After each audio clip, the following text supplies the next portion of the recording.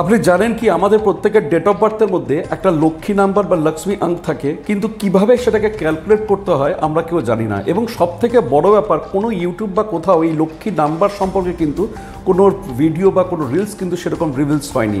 চলুন আমি আজ আপনাদেরকে জানাবো কি করে আপনাদের ডেট অফ বার্থ থেকে লক্ষ্মী নাম্বার বা লক্ষ্মী অঙ্ক বার করবেন। কি করবেন তার জন্য সবার প্রথমে আপনার ডেট অফ বার্থটাকে একটা হোয়াইট কাগজের উপরে লিখুন। সাপোজ আমি একটা উদাহরণ দিয়ে নিচ্ছি, কারোর জন্মের তারিখ হচ্ছে 25th of January 1985, তো সেটাকে পরিষ্কারভাবে লিখুন ঠিক এভাবে।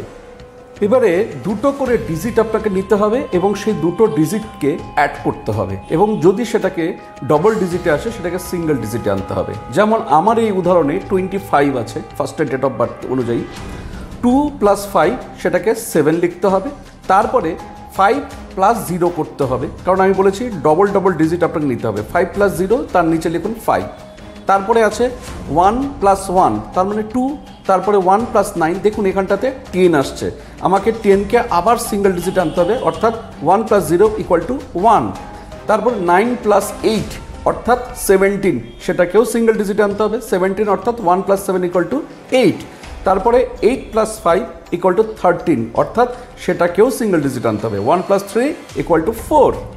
নেক্সট স্টেপে আবার সেম দুটো ডিজিটকে নিতে হবে এবং তাদেরকে অ্যাড করতে হবে, আবার সিঙ্গেল ডিজিট আনতে হবে। এইভাবে আপনাকে কন্টিনিউ সেই সিঁড়ি ভাঙা অঙ্কের মতো কন্টিনিউভাবে আপনাকে অ্যাড করে করে করে করে যেতে হবে এবং লাস্ট পর্যন্ত অ্যান্সার আপনাকে সিঙ্গেল ডিজিট আনতে হবে।